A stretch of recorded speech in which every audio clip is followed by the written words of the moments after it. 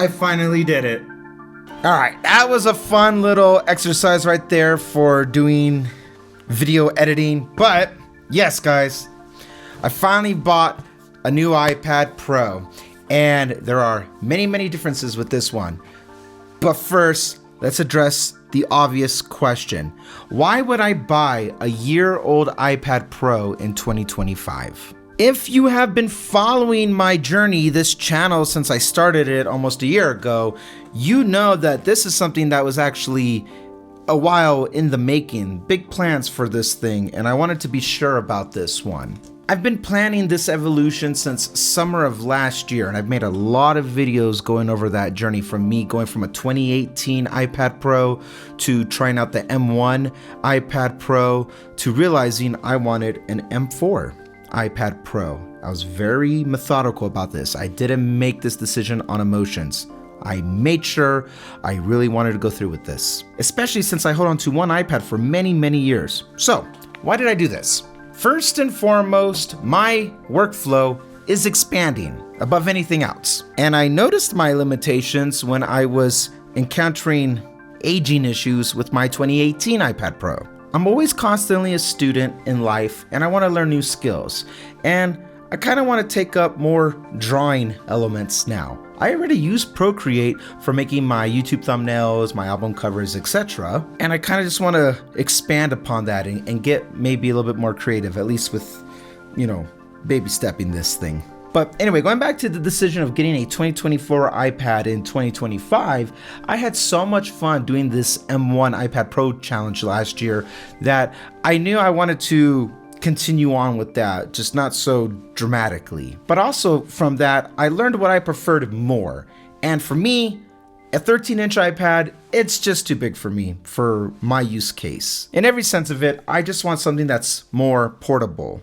And I already have a iPad mini, the house iPad, as I've referred to it in other videos.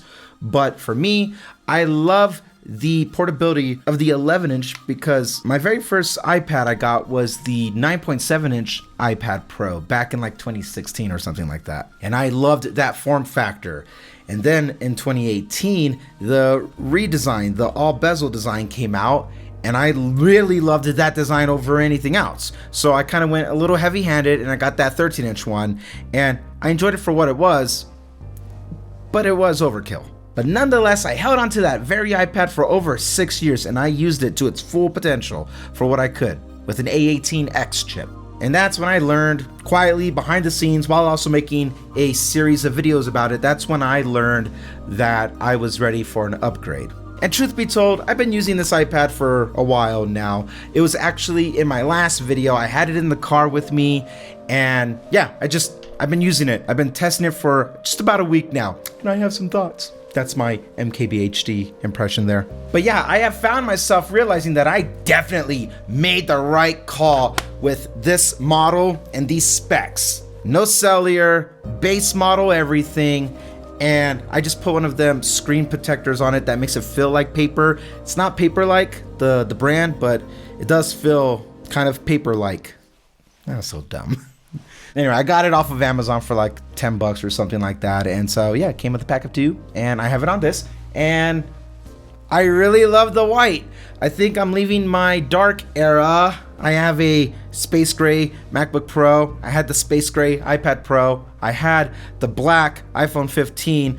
And now I'm just ready for colors and or white color design things now. So I like the accent of it. This right here was the right call. But yeah, I wanted to treat myself. I bought this very shortly after my birthday last week. I did save up for this, and I also ended up saving money while doing this. So I didn't by any means pay full retail price, especially at launch. I was ready to buy the whole set as I was planning, but my brother ended up buying me the pencil for my birthday, so that saved me $100. And I was like, cool, let's pull the trigger then. And here we are. This is now my main computer, and all content creation stuff like music, video editing, or that whole thing is now done exclusively on my MacBook Pro.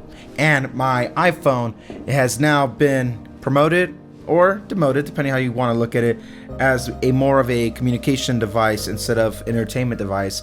And I like that. It will still be my entertainment device for music and stuff when I'm in my car. But other than that, this is it for all things of web browsing, social media, YouTube. I check my emails, I write my scripts, I do everything else on this thing. And now, very comfortably, I can take it anywhere in the house. I could be on my couch. I can lay in bed if I want to. I've taken this thing to coffee shops. I wrote like the last 5 videos. I wrote all those scripts and edit those things at my local library, of all places, just so I can get out of the house. I get a little cooped up crazy in here. But portability was by far the most important factor, hence this, and it is powerful. It is powerful. It's not that heavy with the case, and truth be told, I kind of use it without the case, more so when I'm just lounging around the house. These iPads have about a 6-year shelf life, at least for me, as I'm learning. So buying a new iPad roughly a year after it was announced really doesn't matter to me. And now I'm finding iPads up to $100 off a year later,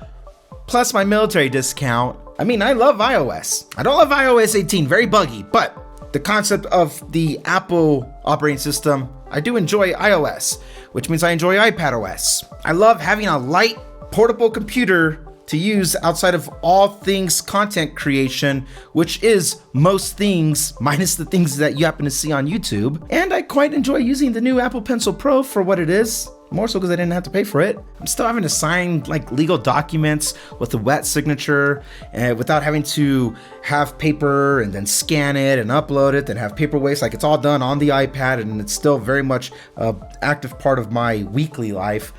So, you know, etc. Stuff like that. It's very convenient to have this on hand, and I missed having this for thumbnails, for writing, and now picking up drawing again. The Randy Nexus branding, at least aesthetically, was created on an iPad with a pencil, so I did miss it. So for me, this was very much worth the wait.